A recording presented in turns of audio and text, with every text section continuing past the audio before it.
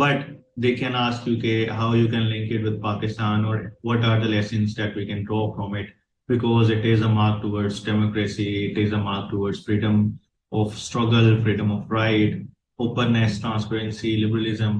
ठीक है, तो इन सारी चीजों से इसको लिंक किया जा सकता है.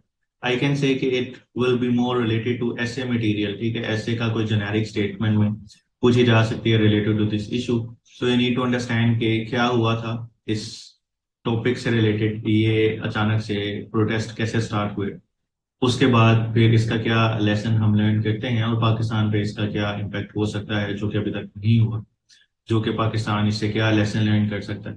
तो ये सारी चीजें आप जो है वो कर सकते हैं. ठीक है जी. अब हम इसमें देखते हैं सबसे पहले.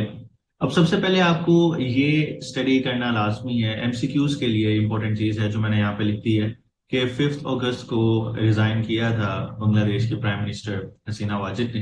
And you need to remember this date because this is important significant development current affairs के लिहाज से. अगर हम बात करें तो आप देखें Bangladesh after separation from Pakistan, east Pakistan था, फिर इट फॉर्म इनटू बांग्लादेश. ठीक है, सेपरेट एंटिटी, सेपरेट स्टेट. तो उसके बाद से इसकी जो एक इकोनॉमिक ग्रोथ है, इट रिमेन मार्वलस. एंड अगर आप स्पेशली इसका लास्ट 4 जो टेन्योर है हसीना वाजिद के, वहां से देखें तो इसकी जो ओवरऑल ग्रोथ है it remain above 6%. So it is an impressive economic growth. अब बेस्ड ऑन दीज फैक्ट्स कि जी वहां पे जीडीपी ग्रोथ उसकी एक इम्प्रेसिव रही है, बट स्टिल वहां पे आपको ये प्रोटेस्ट नजर आएंगे, और उसी गवर्नमेंट के अगेंस्ट प्रोटेस्ट नजर आएंगे जिस गवर्नमेंट के अंदर उन्होंने ये इकोनॉमिक ग्रोथ, इकोनॉमिक जो थी वो एक माइलस्टोन्स अचीव किए. तो before I explain and I go into the details of this thing, what do you think के क्या रीजंस बनी, क्या इश्यूज बने इस सारे प्रोटेस्ट के पीछे, और क्यों प्रोटेस्ट जो है वो अचानक से इरप्ट होना शुरू हुए? फोरमोस्ट काज कौन सी थी, और उसके अलावा अंडरलाइंग फैक्टर्स कौन से थे जो कि इसके एक प्रिवलेंट कॉजेज बनते हैं, जो कि on the face of it नजर नहीं आते लेकिन बैक साइड पे उनका एक मेजर रोल होता है. तो who can explain this thing? Ehsan, you have raised hand. जी Ehsan, what do you think? अस्सलाम वालेकुम sir, could you hear me? Am I एक audible sir? Second. Okay. So basically जब यस यू आर. 2020 में कोविड-19 आता है तो हर जगह इकोनॉमिक इश्यूज होने लगते हैं. तो फॉरवर्ड के अपना बांग्लादेश में भी ये सारे इकोनॉमिक इश्यूज, इकोनॉमिक क्राइसिस शुरू हो जाते हैं और उसके रिजल्ट में बांग्लादेश को भी इवन आईएमएफ के पास जाना पड़ता है. तो बांग्लादेश में एक लॉ है कि बांग्लादेश में टोटल जो आउट ऑफ 100% है ना, 54% बांग्लादेश के अंदर कोटा सिस्टम के अंदर गवर्नमेंट जॉब्स दी जाती थी. तो उसमें से जो 54 में मतलब डिफरेंट होते थे, डिसेबिलिटी कोटा होता था, वुमेन कोटा होता था, माइनॉरिटी कोटा होता था, लेकिन उसमें से जो मेजर कोटा था ना 30%, वो आपका था फ्रीडम फाइटर्स, बेसिकली जिन्होंने 1971 की वॉर लड़ी थी. तो उनके मतलब उनके मतलब उनके son daughter plus grand daughter and son, मतलब थर्ड जनरेशन तक वो जाता था. तो उनके लिए रिजर्व था. तो ये मतलब इवन इसको 2019 के अंदर हसीना वाजिद की गवर्नमेंट ने है ना खत्म भी कर दिया था, बट इसको फिर रीइंस्टेट कर दिया था. जो आपकी जुडिशरी थी उन्होंने फिर से इसको लागू कर दिया था. तो ये जो करंट प्रोटेस्ट था ना वो इसी के खिलाफ था कि फ्रीडम फाइटर्स के जो बच्चे हैं और जो मतलब पोते पोती है थर्ड जनरेशन तक, उनके लिए इस कोटा रिजर्व सीट क्यों है. फिर वो सारा क्योस होता है. इवन हसीना वाजिद की गवर्नमेंट इसको है ना टोटल 7% कोटा पे ले आती है. जो 54% कोटा होता है उसको 7% कोटा पे ले आती है. और 7% कोटा के अंदर जो आपका 5% कोटा होता है वो चला जाता है फ्रीडम फाइटर्स के सेकंड और थर्ड जनरेशन को. बाकी जो 2% कोटा के अंदर minority quota, women quota, disability quota, वो सारा आ जाता है. तो और एक तो ये मेन जो बिल्कुल एग्जैक्ट फिगर था वो था. दूसरा सर, थ्रू आउट जो हमारी 1971 से लेकर अभी तक बांग्लादेश की गवर्नमेंट रही है, तो दो मेजर लोगों ने रूल, नॉट रूल मतलब गवर्नमेंट में रहे. एक मिलिट्री रूल रहा है और दूसरा आपका जो मुजीबुर रहमान की फैमिली थी वो रूल में रही है. और तो एक ये चीज थी, मतलब it was kind of tyranny of the majority. और थर्ड वन ये कि सर जैसे पॉलिटिकल विक्टिमाइजेशन हो रही थी। इनका एक चौथा टेन्योर था, और लास्ट टेन्योर में भी जो इनकी सबसे बिगेस्ट पॉलिटिकल वो थी, क्या कहते हैं, अपोनेंट थी उनको, वो जेल में थी या हाउस अरेस्ट था, ऐसे कुछ करके। फ्रीडम ऑफ स्पीच भी एज सच नहीं था, तो suppression of freedom of speech, ये सारी चीजें थी सर। हाँ जी, इसको आपने समराइज किया है इन चीज़ों में जो कि मैं एक्सप्लेन करने जा रहा हूँ आप सबको। सबसे पहले अगर हम इसका अंडरलाइन कॉज देखें, जो वेरी एक इसका एग्जिस्टिंग कॉज था जिसकी वजह से ये प्रोटेस्ट स्टार्ट हुए, like that was the breaking point. एक थ्रेशोल्ड पॉइंट आता है कि जिसमें आपके अंडरलाइन फैक्टर्स भी हो रहे होते हैं, लेकिन उसकी वजह से वो चीज़ इरप्ट करती है। जैसे अरब स्प्रिंग की अगर हम बात करें, 2011 से स्टार्ट हुई, ट्यूनीशिया से स्टार्ट हुई, लेकिन दैट वाज इरप्टेड, और लाइक वो प्रोटेस्ट की फॉर्म में निकलना शुरू हुए लोग after the self immolation of one person in Tunisia. ठीक है, तो उसकी वजह से वहां से चीजें स्प्रेड होती हैं। अब यही चीज अगर हम बांग्लादेश के अंदर देखें, तो ऑल तो बांग्लादेश के अंदर एक डेमोक्रेसी है, रिसेंट इलेक्शंस उन्होंने इसी ईयर कंडक्ट किए, और उसमें दोबारा हसीना वाजी जो है वो उसको एक विक्ट्री के साथ वापस आती है। तो फिर क्यों यहाँ पे एक प्रोटेस्ट नजर आते हैं? तो उसकी जो एक मेन प्राइम रीजन थी वो था एक कोटा सिस्टम। जैसे अभी एक स्टूडेंट ने एक्सप्लेन किया आपको कि ये आपके पास 44% जो सीट्स थी, फॉर एग्जांपल आपका अगर सीएसएस की बात करें, तो सीएसएस में ओपन जो मेरिट है वो सिर्फ आपके 2% सीट्स आपके ओपन मेरिट है। उसके बाद हमारा कोटा है, 51% चले जाता है पंजाब को। ठीक है, फिर उसी तरह डिफरेंट प्रोविंसेस को कोटा आ जाता है।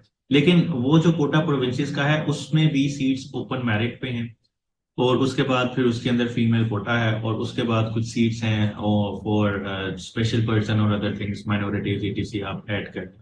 लेकिन इट्स नॉट लाइक दिस, जिसमें आपके पास कोई फ्रीडम फाइटर्स का एक स्पेसिफिक कोटा हो like 30%, which was there in Bangladesh.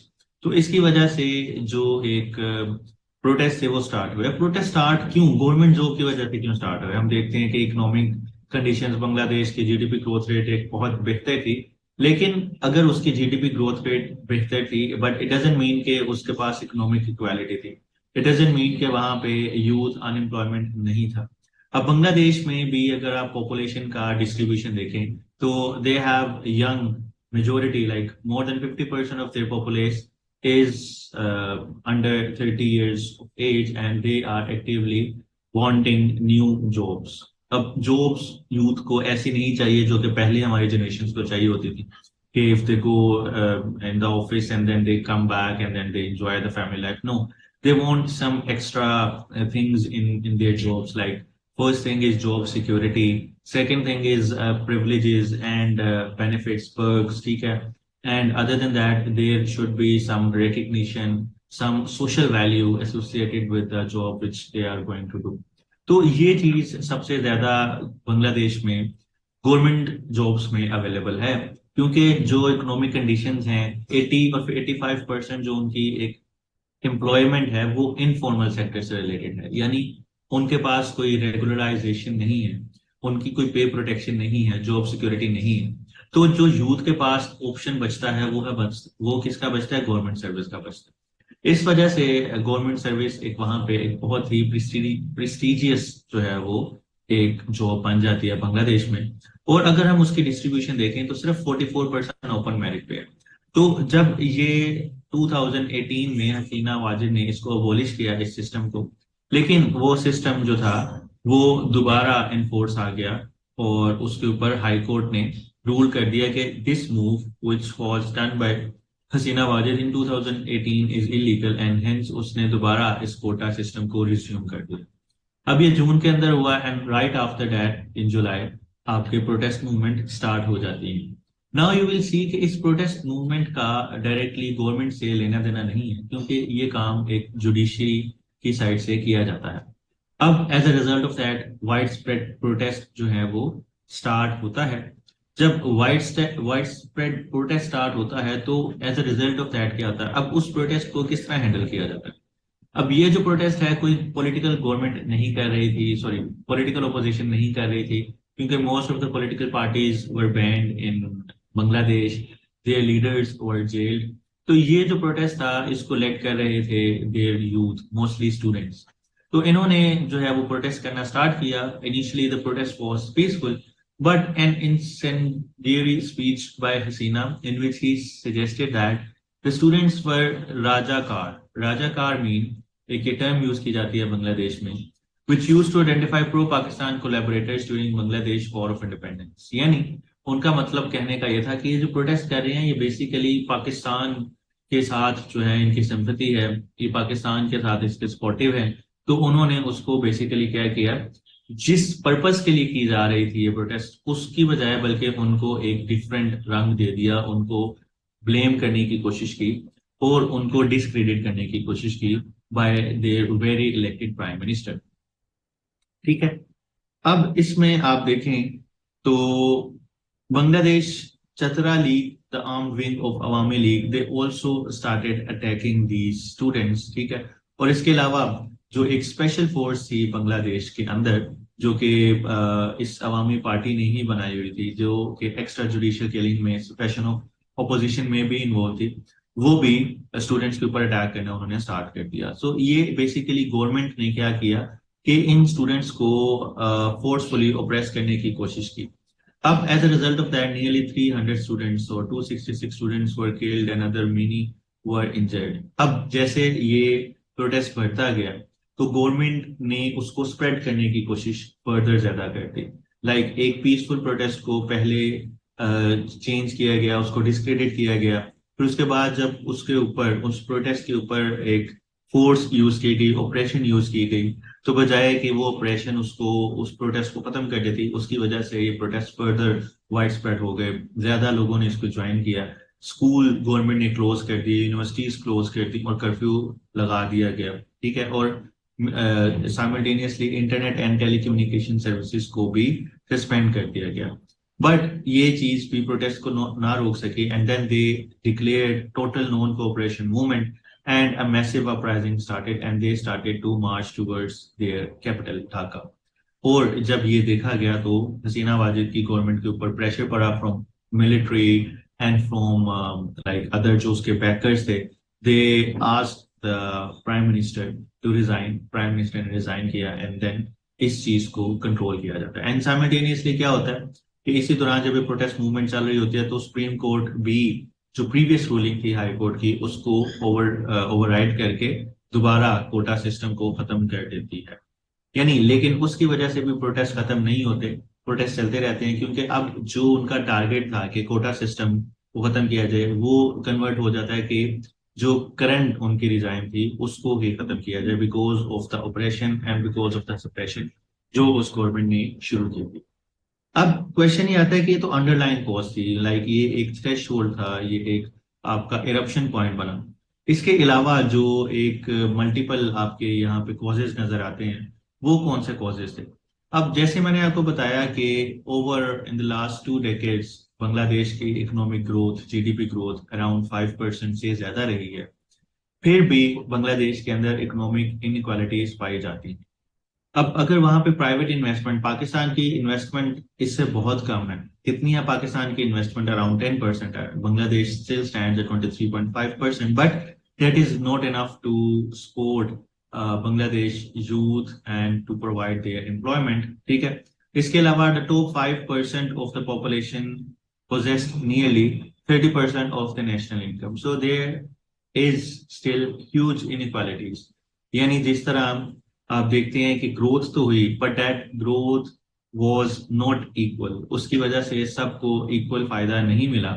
And hence एक सोसाइटी के अंदर क्या पाया जाता है, एक सोसाइटी के अंदर इनइक्वालिटी पाई जाती है, एक सोसाइटी के अंदर डाइसेंट पाया जाता है against their existing power holders.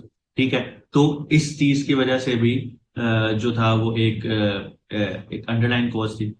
Then there was a charm of government service, जो कि मैंने आपको ऑलरेडी एक्सप्लेन कर दिया. स्टैगरिंग अनएम्प्लॉयमेंट रेट था. Unemployment rate is only 3.53% according to government survey, लेकिन बांग्लादेश ब्यूरो स्टेटिस्टिक्स बताती थी कि 8% जो है वहां पे अनएम्प्लॉयमेंट रेट है बांग्लादेश के अंदर. इसके अलावा परसेंटेज ऑफ यूथ जिसकी एज 15 से 24 है, they are not in employment, education and training. ठीक है. And that is nearly 40% of the total जो भी उनकी यूथ थी that is nearly 40% of their youth is not in the employment sector, not in education, and not getting any kind of training. So there was a kind of disillusionment, ठीक है, dissent against the current government, ठीक है, जिसकी वजह से ये चीजें further raise on करती हैं. फिर उसके अलावा जो एक और फैक्टर था वो था political victimisation and no to opposition. अब बांग्लादेश के अंदर जो हसीना वाजिद की गवर्नमेंट थी वो बेसिकली एक डेमोक्रेटिक इलेक्टेड गवर्नमेंट थी. उन्होंने मार्शल कू जो वहां पे लगे बांग्लादेश में आफ्टर देयर इंसेप्शन इन 1971 के बाद जो वहां पे मिलिट्री डिजाइन रही उसके अगेंस्ट जो थी वो हसीना वाजिद की गवर्नमेंट ने स्ट्रगल किया और उस कू के अगेंस्ट जो है वो डेमोक्रेसी को दोबारा लेके आई इसकी गवर्नमेंट. बट जैसे ही इन्होंने पावर संभाली, this is their fourth term, they started to clean their opponents. They started to actually they started to crack down against their political opponents, mostly political opponents जो थे इस साल के इलेक्शन में. They boycotted this election. Some जो main इसके political opponents थे they were in jail and hence जो इनकी गवर्नमेंट थी उसको कोई इतनी ऑपोजिशन का सामना नहीं करना पड़ता था. तो ये भी जो उसके टैक्टिक्स थे ये भी कोई एक पॉपुलर टैक्टिक्स नहीं थे और इसकी वजह से जो डेसेंट है उसको कुचला जाता है. ठीक है. फिर इसके अलावा कल्चर ऑफ रेंट सीकिंग था. अब देखें कि ओपोजिशन वहां पे एग्जिस्ट नहीं करती बांग्लादेश के अंदर अगर उनकी गवर्नमेंट में, तो जो बांग्लादेश की गवर्नमेंट जो पावर मेकर्स जो मर्जी करें they were not accountable, they were the deals were not transparent. वहां पे तीन मेन सेक्टर थे जो कि बहुत ही पावरफुल सेक्टर है. एक बैंकिंग सेक्टर है, एक उनका टेक्सटाइल सेक्टर है, एक एनर्जी सेक्टर है. अब इन सेक्टर्स के अंदर जो भी डील्स थी they were not in the transparent manner. There were many kickbacks involve, under the table deals were involve और एक जो करप्शन लेवल था that was greater as compare to other societies.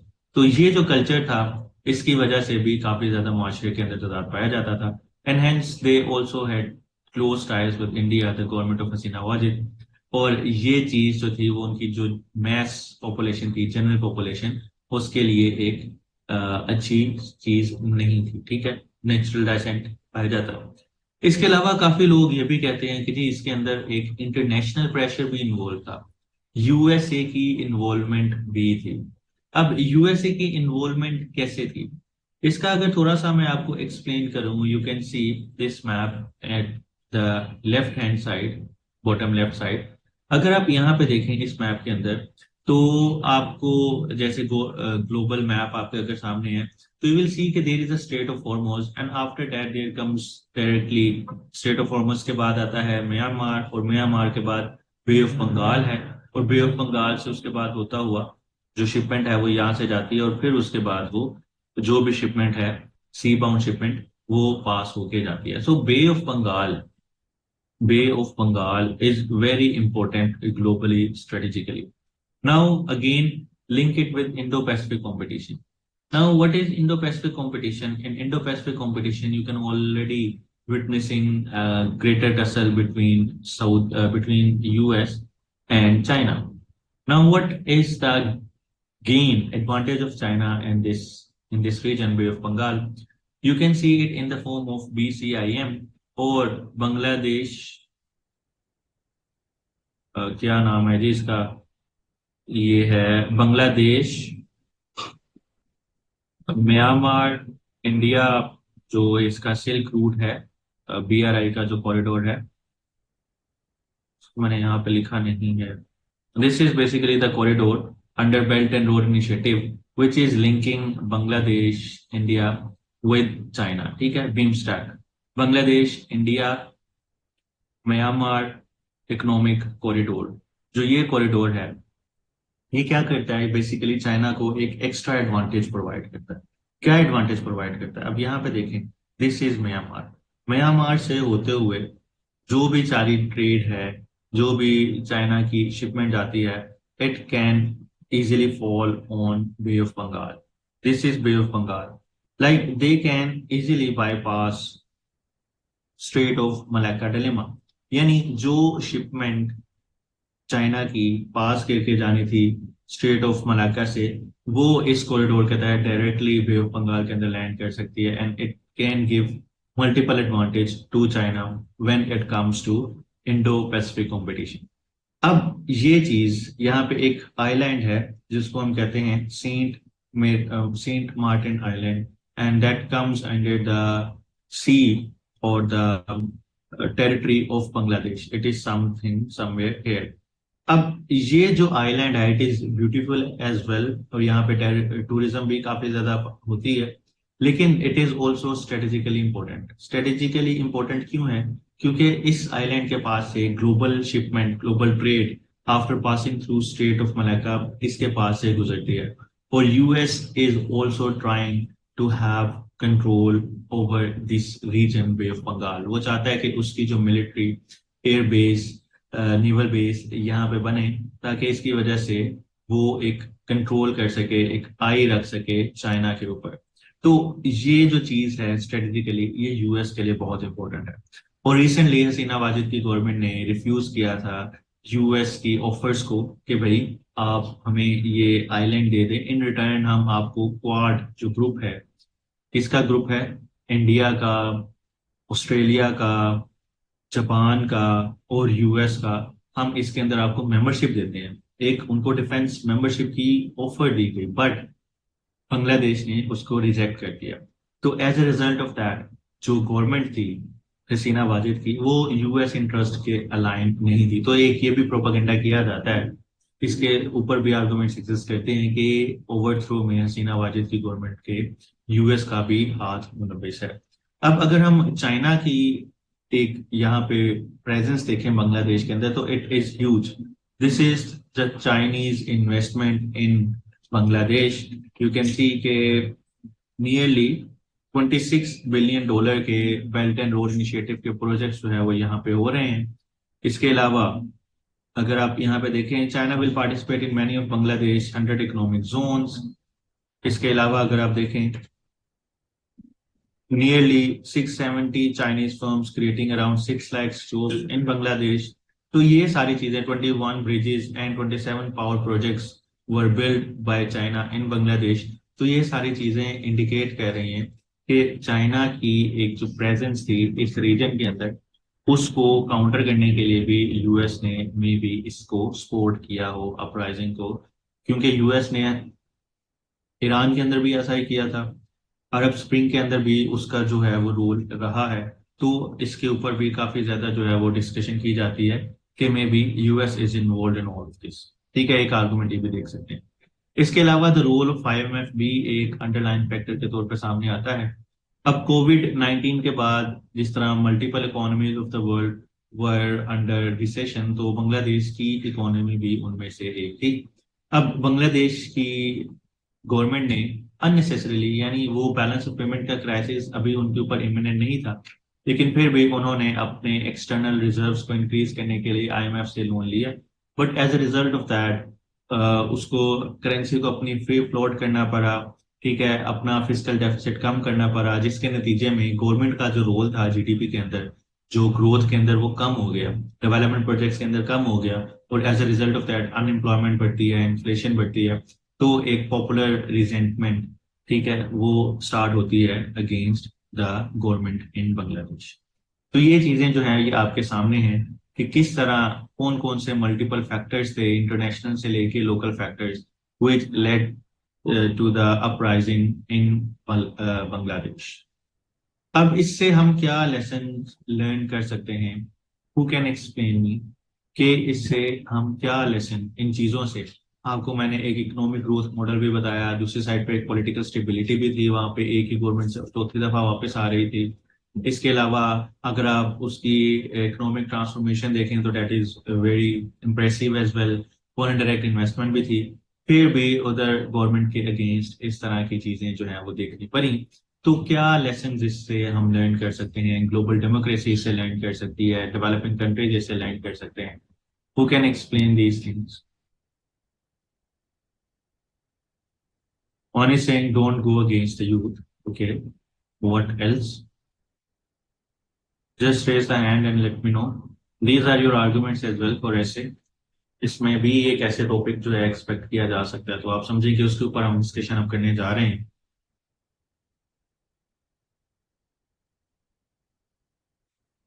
youth will decide next power dynamics, promotion of democracy, okay, and social media power. तो ये सारे lesson आपने बताया, तो मैंने भी कुछ यहाँ पे लिखे हैं, पहले मैं एक्सप्लेन कर दूं आपको। अब इसमें जो चीजें हैं, जो मेजर लेसन हम देख सकते हैं, देर इज के it is basically a stand against nepotism and favouritism, ठीक है। मेरिटोक्रेसी शुड प्रिवेल, और जो कोटा सिस्टम है, it is basic thing like that is, आप कह सकते हैं कि that is against the principles of merits, यानी मैरिट को खत्म करके you are only giving 44% to open merit, and other are nearly 30% is fixed with the ones who once had a role in the country's history। तो ये चीज बहुत ज्यादा resentment create करती है ओवरऑल सोसाइटी में भी। अगर हम पाकिस्तान के अंदर भी देखें, तो Pakistan should also promote meritocracy and should stop nepotism and favouritism, otherwise इस तरह के इश्यूज पाकिस्तान में भी हो सकते हैं। अच्छा, अब this is very interesting, the second lesson, कि आपको ये पीएमएस के अंदर भी काफी दफा इसका ऐसे आया हुआ है, सीएसएस के अंदर भी इस टॉपिक के ऊपर ऐसे आया हुआ है कि it is not the economic growth but human development which decides the future of the nation, ठीक है। अब इससे रिलेटेड, इस स्टेटमेंट से रिलेटेड मल्टीपल आपके जो है ना वो ऐसे एग्जिस्ट करते हैं आपके पीएमएस में भी, सीएसएस में भी। आई ऑल्सो अटेम्प्टेड दिस ऐसे इन पीएमएस 2020, उसका लास्ट ऐसे था। तो एक ओनली इकोनॉमिक ग्रोथ जो है वो एक की नहीं है, एक फैक्टर नहीं है आपके चीजों को प्रमोट करने का। अब इसमें क्या होता है कि जब आपने देखा कि जी इकोनॉमिक ग्रोथ तो 7% पहुंची लास्ट ईयर, उससे पहले अगर लास्ट 2 डेकेड्स में देखें it remained over 5%, but still there remain economic inequality, youth unemployment, ठीक है। अब ये जो अपकमिंग जनरेशन है यूथ की, ये सिर्फ एम्प्लॉयमेंट नहीं डिमांड करती, it also demands meaningful engagement, यानी उनके लिए कुछ एक्टिविटीज भी होनी चाहिए। दे नीड गेनफुल एम्प्लॉयमेंट, यानी ऐसी एम्प्लॉयमेंट ना हो कि सिर्फ उनको वो नौकरी दे, but it gives them some gains, some relaxation, some privileges, some perks, ताकि वो एक स्टैंडर्ड लिविंग जो है वो स्पेंड कर सके। तो only economic growth is not the key, कि अगर हम देखें इकोनॉमिक ग्रोथ होगी तो आपके बाकी इश्यू सारे खत्म हो जाएंगे, that is not the thing. क्योंकि अगर इस चीज के बावजूद भी बांग्लादेश के अंदर प्रोटेस्ट होते हैं, तो इट मीन्स के वहां पे मल्टीपल इश्यूज हैं अदर देन इकोनॉमिक ग्रोथ जो कि इंपॉर्टेंट हैं, और उनकी रेजोल्यूशन भी जरूरी है। एम्प्लॉयमेंट मैटर्स, जैसे मैंने आपको कहा कि वहां पे जो 40% of the youth remains unemployed, uneducated, ठीक है, without any kind of necessary training, तो उनके लिए एम्प्लॉयमेंट मैटर करती है। देन वी टॉक अबाउट कि if we control the message, like आज की जनरेशन को, if you control it with censorship, by slowing down internet, और by controlling internet, by shutting down internet, by suppressing the voices, so ये चीज भी एक viable नहीं है, प्रैक्टिकल नहीं है, क्योंकि इसके अगेंस्ट भी लोग जो है वो निकल सकते हैं। And now because of social media, because of these mass communication channels, they have very strong linkage, ठीक है। अगर आप इन चैनल्स को भी बंद कर दें, इसका मतलब ये नहीं है कि वो उनका रिलेशन खत्म हो जाएगा, they will rise for their own freedoms, ठीक है। It is prudent to listen to the voices of citizens, especially those who shape the nation and its future, rather than attempting to suppress them। इसके अलावा army belongs to the state and not the government. अब ये चीज important थी कि वहां पे army deploy की गई, लेकिन आर्मी ने इन चीजों को सॉल्व नहीं किया। सो इट मींस के अगर गवर्नमेंट एक्सपेक्ट करे कि उनकी जो स्टेट इंस्टीट्यूशंस हैं वो गवर्नमेंट के सब सर्वेंट हैं, और गवर्नमेंट जो भी कहेगी वो माना जाएगा, so this is not true. और इससे एक चीज ये भी सामने आती है कि there should be institutional freedom, institution should work under their framework, जो कॉन्स्टिट्यूशनल फ्रेमवर्क है, और जो जायज चीज है गवर्नमेंट की वो फुलफिल करें, और जो भी नाजायज चीज है उसके against they need to rise up. Then political persecution can not last longer. अब जैसे रिसेंट इलेक्शंस में उनकी जो लीडरशिप थी उसको जेल किया गया, इसके अलावा पॉलिटिकल ओपोजिशन को सप्रेस किया गया, तो इसके बावजूद भी जो यूथ थी without any leader, they were not having any kind of central leader, but still they raised and they started March against the oppressive regime. तो इस चीज को भी हाईलाइट किया जाता है कि आप जो है वो ऑपरेशन से ओपोजिशन को नहीं स्टॉप कर सकते। अब इस किस्म की जब आपके पास प्रोटेस्ट आते हैं, मूवमेंट्स आते हैं, तो उनके चैलेंजेस क्या होते हैं? अब फॉर एग्जांपल आप देखते हैं अरब स्प्रिंग में, या Egypt is one of the best example. अब इजिप्ट के अंदर जो थी वो अल सीसी की गवर्नमेंट आ गई। उससे पहले गवर्नमेंट किसकी थी? हुस्नी मुबारक की गवर्नमेंट थी। Democratic elected government led by Mohammed Morsi after dictator general Hosni Mubarak. अब सबसे पहले वहां पे हुस्नी मुबारक की गवर्नमेंट थी, ठीक है, वो खत्म हुई। डेमोक्रेटिक गवर्नमेंट आई मोहम्मद मुर्सी की, और उसको खत्म कर दिया गया, और अब वहां पे दोबारा मिलकर गवर्नमेंट आ गई है। तो इसका मतलब है कि अगर बांग्लादेश में लेट्स से स्टूडेंट्स की प्रोटेस्ट की वजह से एक रिजाइन गई, and then next regime is if it is overtaken by military और other political groups for their interest, तो इसका मतलब है कि दिस इज नॉट सस्टेनेबल। यानी ये प्रोटेस्ट की मूवमेंट्स बहुत ज्यादा जो है वो मैनूवर इनको किया जा सकता है, इसको कंट्रोल किया जा सकता है। तो इसको अगर जो इनकी सस्टेनेबिलिटी है उसके ऊपर काफी ज्यादा क्वेश्चन मार्क हो सकते हैं। तो इसके लिए बेहतर तरीका क्या हो सकता है कि पॉलिटिकल जो पार्टिसिपेशन है, डेमोक्रेटिक वैल्यूज हैं, उसको इंश्योर किया जाए। क्योंकि अगर इस किस्म की आपके पास प्रोटेस्ट मूवमेंट्स आएंगे भी, तो वो दूरदर्श नतायज नहीं लेके आ सकते। उनके जो भी इम्पैक्ट्स होंगे, they these impacts will be short run. जैसे अरब स्प्रिंग के अंदर देखें, सीरिया के अंदर जो थी वो आई, लेकिन सीरिया के अंदर अभी भी Bashar al Assad is clinging to the power. In Egypt they started march for democracy, but currently they are now again governed by a dictator. तो बहुत इजी है इन प्रोटेस्ट को मैन्यूवर करना, इनको कंट्रोल करना। द रीजन के local actors इनको coopt कर सकते हैं, इनको यूज कर सकते हैं, and then they can become the victims of strategic games or international power brokers. So now we need to see what will happen in Bangladesh. They have installed the caretaker setup, but what will happen next will determine the future. अब क्या lessons Pakistan इससे learn कर सकता है? अब अगर आप पाकिस्तान के बारे में देखें, तो Pakistan is also following the same trajectory. In Pakistan you will see कि देयर इज स्टिल इकोनॉमिक जो है वो इनइक्वालिटी है। The current political government is trying to suppress the opponents, ठीक है। पॉलिटिकल जो है वो ऑपरेशन चल रही है। गवर्नेंस फेलियर्स हैं हमारे पास, ठीक है। आपके पास जो भी बोटलनेक्स हैं। इसके अलावा अगर आप ये देखें तो सेंसरशिप है मीडिया की, और फ्रीडम की, ठीक है। तो ये सारी चीजों को देखते हुए what we can say and what we can reduce, it is high time for Pakistan. इसके अलावा एथनिक इश्यूज चल रहे हैं। अब बांग्लादेश के अंदर एथनिक इश्यूज नहीं है, ठीक है। पाकिस्तान के अंदर एथनिक इश्यूज हैं। At one side we are having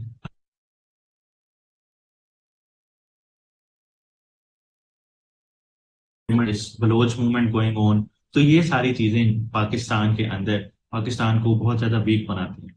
अब द चांसेस आर हाई कि अगर कोई भी इस किस्म का मिसस्टेप होता है, मिसकैलकुलेशन होती है, तो पाकिस्तान के अंदर भी इस तरह के प्रोटेस्ट जो हैं वो इमर्ज हो सकते हैं। So what should be the solution, what should be the way forward for the government is to focus on economic revival, democratic freedom, improving governance, institutional balance, and उसके अलावा giving opportunities to the youth. तो अगर हम इन चीजों के ऊपर focus करें तो फिर हम बांग्लादेश ऐसे सिचुएशन से अवॉइड किया जा सकता। तो ये सिंपल आज का टॉपिक था। इतना लेंथी टॉपिक नहीं है। It is very simple one and a small topic. अब अगर आपके कोई क्वेश्चंस हैं तो आप इसमें से पूछ सकते हैं। अब इसमें क्वेश्चन क्या आया जा सकता है? क्वेश्चन आया जा सकता है कि what were the causes behind recent uprising in Bangladesh, and what are the lessons learned from Bangladesh experience, and what Pakistan can incorporate in its regime to ensure democratic continuity and to prevent such kind of issues. तो तीन तरह की इसकी categories आपने इसको याद करनी है। मेन इश्यूज याद करने हैं, we are not as huge. कुछ चीजें हैं जो कि आपने याद कर लेनी है, फिर उनके लेसन्स क्या, इनके लेसन्स आप इससे डिड्यूस कर सकते हैं, और पाकिस्तान इसको किस तरह जो है वो इम्प्लीमेंट कर सकता है, पाकिस्तान से ये चीजें कैसे रिजेंबल करती हैं।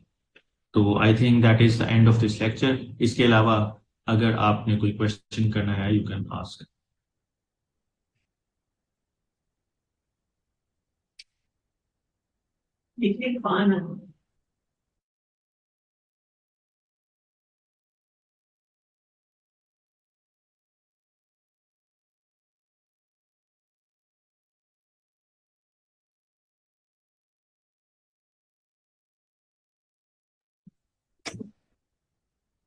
जी।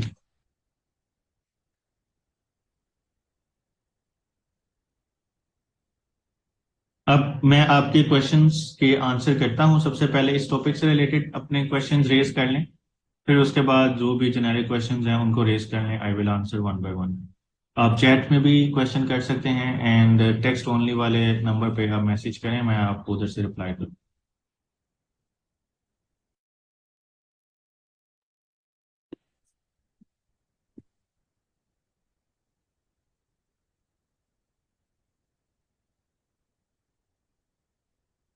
जी तंजीला, क्या क्वेश्चन है आपका?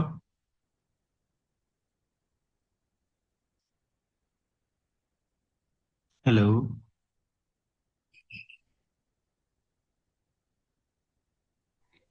अस्सलाम सर। सर इस टॉपिक पे एक ऐसे का टॉपिक बता दें कि इस पर फिर मैं ऐसे लिख सकूं।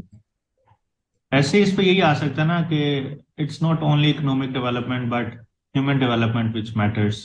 ठीक है। इस तरह के आपको जो जेनेरिक जिसमें ह्यूमन डेवलपमेंट के ऊपर बात की जाती है, इकोनॉमिक इनक्वालिटीज के ऊपर बात की जा सकती है, उस जनरी से रिलेटेड यानी उस थीम से रिलेटेड क्वेश्चंस पूछे जा सकते हैं। Okay sir, thank you.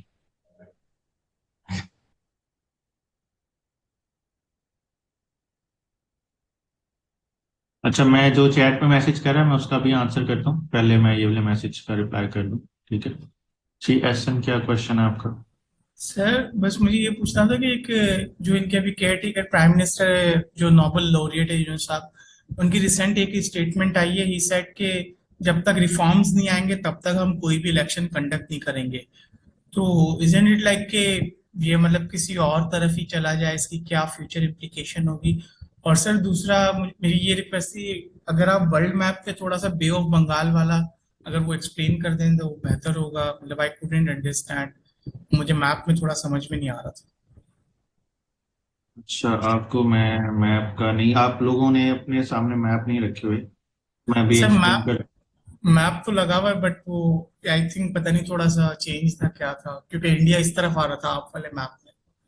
Definitely India इस तरफ ही है ना, बांग्लादेश की बात कर रहे हैं, पाकिस्तान कितनी बात कर रही हैं। मैं शेयर करता हूँ, रुके अंदर।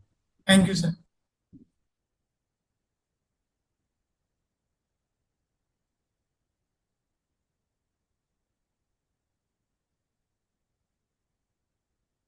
जी। आप पहले मैं आपका ये वाला, मैं पहले आपने जो क्वेश्चन किया कि what is happening in Bangladesh, so that is the basic question, that is the concern कि what will happen after these protest. उसके लिए I think like the mandate of this government caretaker is to hold election, so they just hold the election and let the coming government decide कि what kind of reforms they need.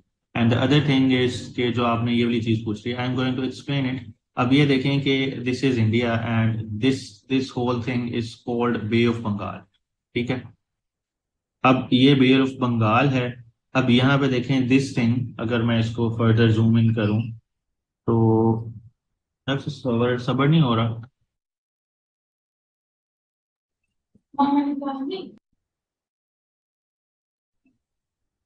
अब अगर आप यहाँ पे देखें तो this this thing is called bay of Bengal. ठीक है। अब this thing is called state of Hormuz. अब ग्लोबल शिपमेंट्स ऐसे नहीं जाती कि भाई यहाँ से आई हैं और डायरेक्टली इधर से डायरेक्ट चली गई हैं। नो, ये तो मैप आपको देखने में इजी है। ये फॉलो करती हैं जो ग्लोबल शिपिंग लेन्स हैं। अब यहाँ से जो भी ट्रेड आएगी it passes through like this area and then to this, like this is the basic map जो कि फॉलो किया जाता है, क्योंकि यहाँ पे the waves are shallow and they are more dangerous to travel in this area. तो इस वजह से वो इस मोस्टली प्रेफर्ड एरिया पे जाती हैं। Now here we have some here, ये जो एरिया है वो है सेंट, जो मेरीन आपको मैंने बताया उसके आइलैंड है। तो यहाँ पे अगर यूएस का कंट्रोल होगा तो यू कैन सी कि they can have two prong जो है उसको एडवांटेज मिलेगा। पहला एडवांटेज क्या मिलेगा इधर से, अगर यहाँ पे बेस बनाता है कि यहाँ से एक जो BRI का कॉरिडोर है उसके ऊपर चाइना को वो कंट्रोल कर सकेगा कि भाई जहाँ से चाइना निकलेगा उसी साइड से यूएस ऑलरेडी बैठा हुआ है। और दूसरी साइड से जो चाइना को एडवांटेज मिलना था इस स्ट्रेट ऑफ हॉर्मुज को बाईपास करके डायरेक्टली अपनी ट्रेड इधर से लेके जा सके। ठीक है, इस कॉरिडोर के तहत, तो यहाँ पे फिर भी यूएस बैठा होगा, तो दे कैन इजीली कंट्रोल कि what is like happening with China at the time of crisis. और यहाँ पे बैठने का थर्ड बेनिफिट ये है कि जो भी शिपमेंट आएगी, जो भी आपके पास ट्रेड पास करेगी इस रीजन से, उसको मॉनिटर जो है वो यूएस इजीली कर सकेगा, उसको रोक सकेगा at the time of crisis, या उसको सुपरवाइज या मॉनिटर कर सकेगा। तो ये चीज जो है ना, ये बड़ी इंपॉर्टेंट है, स्ट्रेटेजिक वैल्यू रखती है।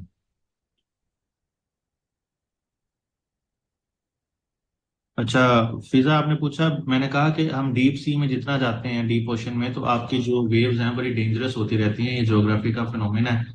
अब उसको आप देख लीजिए, मैं ज्योग्राफी एक्सप्लेन नहीं करने वाला। अच्छा, इसके बाद अब किसके क्वेश्चन हैं जी? हैंड रेस करें। यू हैव वी हैव रोशनी जी। रोशनी, आप क्वेश्चन बताएं। Hello sir.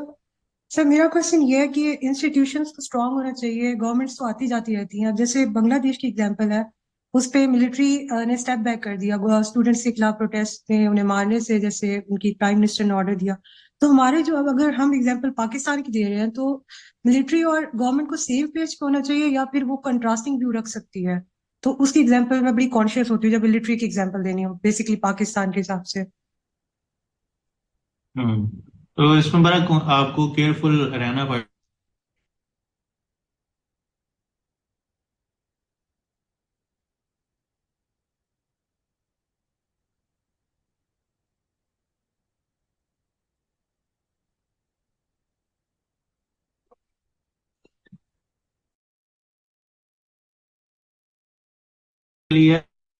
हेलो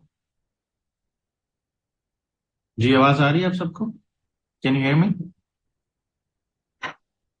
कह रहा था कि जब भी क्वेश्चन आता है तो उसमें आपने बड़ी एक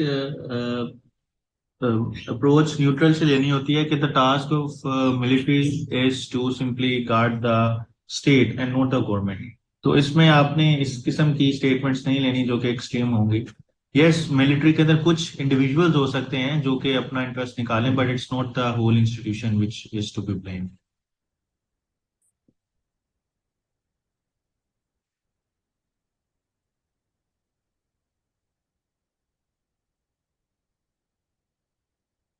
जी रोशनी, क्या क्वेश्चन है? और सॉरी, आप अभी अनम्यूट करें। अभी यस। जी, यही क्वेश्चन है। ओहो, दोबारा। यस सर, यही है अभी। ओके जी, अशरफ। हेलो, अस्सलाम वालेकुम सर। वालेकुम सलाम। सर, एक परसेप्शन ये भी है कि there will be instability in Bangladesh, because ये है कि उनका जो प्रोटेस्ट था कोटा के लिए वो ग्रेजुअली गवर्नमेंट के खिलाफ गया, और देन ये है कि उन्होंने जो डिस्ट्रक्शन हुई है उनकी जो वेरी फाउंडर है शेख मुजीबुर रहमान के स्टेच्यूज की।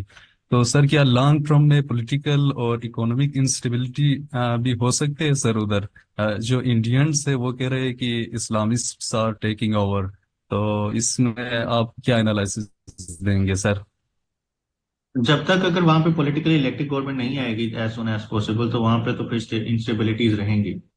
अ, और ये चीज अभी आप देखें कि पाकिस्तान के ऑर्डर एक्सपोर्ट्स के भरे हैं टेक्सटाइल के। ठीक है, अब बांग्लादेश, उसकी रीजन ये है कि बांग्लादेश गवर्नमेंट जो है उसका इश्यू था। अब now they are coming back, अगर वो जल्दी आएंगे वापस करेंगे तो their growth will remain there, otherwise वहां पे फर्दर इनसिक्योरिटीज होंगी, पॉलिटिकल इंस्टेबिलिटी एंड फर्दर इस तरह के प्रोटेस्ट हो सकते हैं, because now no one is responsible for them. तो I think the best answer should be कि वहां पे एज सुन एज पॉसिबल अगर इलेक्शंस होंगे तो फिर गवर्नमेंट आएगी, इलेक्टेड गवर्नमेंट, तो फिर वो बेहतर आंसर कर सकेगी उनके इश्यूज के बारे में, जो भी उनके इश्यूज। अच्छा जी, ओके सर, थैंक यू। मैं आंसर करता हूँ उन क्यूरीज का जो कि आपने टेक्स्ट में मैसेज किए हुए हैं। ठीक है, सबसे पहले इस वाली साइड पे देख लेते हैं। अच्छा जी, आपने पूछा मोस्टली, अच्छा सर, बे ऑफ बंगाल का मतलब, बे ऑफ बंगाल एक आपका जियोग्राफिकल फीचर है जो कि इस एरिया को कहते हैं, बांग्लादेश, इंडिया और म्यांमार के दरमियान जो कोस्टल एरिया पूरा, उसको बे ऑफ बंगाल कहते हैं। ठीक है, अच्छा जी, इसके अलावा आपने किसने क्वेश्चन किया, why our political leaders and undemocratic forces are not learning anything from this? They are learning it already.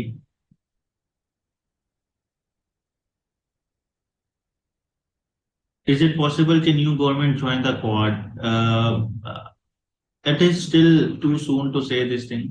If they join it, definitely the new government will be tilted more towards USA and will be investment in Bangladesh. Pakistan में ऐसी movement exist नहीं करती students की। तो the reason is कि पाकिस्तान में जो universities हैं उसमें एक पॉलिटिकल जो इस तरह की गैदरिंग है दैट इज बैंड इन पाकिस्तान। जिया के दौर में पाबंदी लगी थी और अभी भी ये चल रही है। तो इस तरह की मूवमेंट्स अलाउ नहीं है यूनिवर्सिटीज में। तो that is why we do not have a kind of unified student जो रिप्रेजेंटेशन जो इस चीज़ों को लेके जा सके। How many arguments are sufficient for a question? It depends upon the question. Like आपने 7-8 पेजेस उसकी लेंथ पूरी करनी है और जो भी उसका क्वेश्चन पूछा हुआ है, जैसे अगर रीजंस पूछती हैं 5-6 रीजंस आप दे दें, यानी जो मेजर चीज पूछी है लाइक उसके कॉजेस क्या हैं, रीजंस क्या हैं, इम्प्लीकेशंस क्या हैं, जो भी मेजर रीजन है, तो एटलीस्ट 4-5 होने चाहिए। If digital repression is not a way forward to repress the young protest, what is the way forward? The way forward is definitely to provide them the rights which they are asking for। ठीक है, उनके सामने अगर उनको नजर आएगा कि उनके साथ ज्यादती हो रही है, then definitely they will rise against the government। इस मंथ सेशन एंड हो जाएगा। आज क्लास लास्ट थी हमारी एक ही, आपको अगर शुरू में आपने नहीं सुना।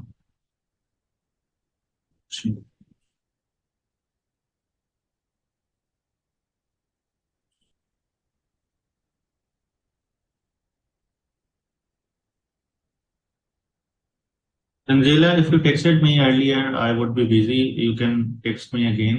I will come back to you. ठीक है, थोड़ा सा इस वीक में ऑफिस के भी मामला चल रहे होते हैं। अच्छा, मॉक सीरीज के बारे में किसी ने पूछा, तो मॉक सीरीज आप दे दें। आप लाइक नवंबर दिसंबर में दे दें एक दफा, ताकि आपको मिस्टेक्स अपनी पता लग जाएं और आपके पास दिसंबर जनवरी हो उसको ओवरकम करने का।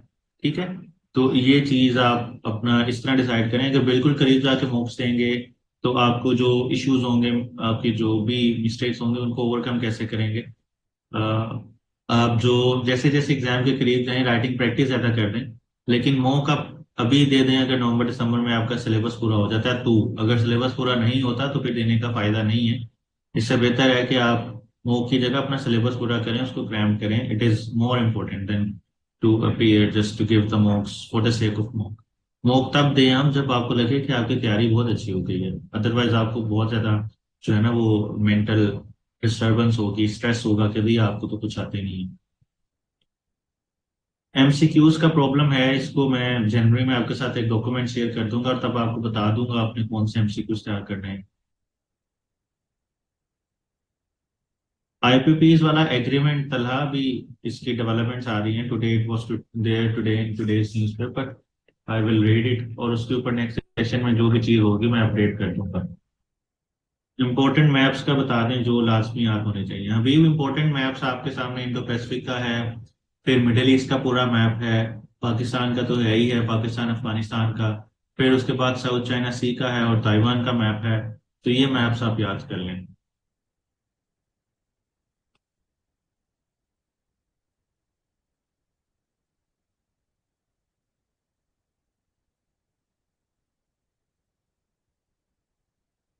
जी, anyone can text me after this session. It doesn't mean कि हमारा जो है ना वो वास्ता बिल्कुल खत्म हो गया। You can ask your queries related to this subjects if you have.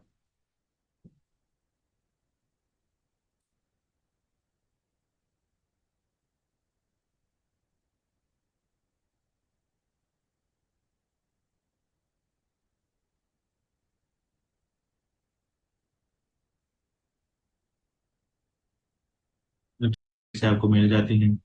Pass paper का आप कोई भी सब्जेक्ट का कहिएगा, उनको पास पेपर एमसीक्यूज देते हैं, वो आपको दे देंगे। how many times we should revise before exams? It depends upon your understanding. आप इसको जल्दी भी कर सकते हैं अगर रिवाइज तो 3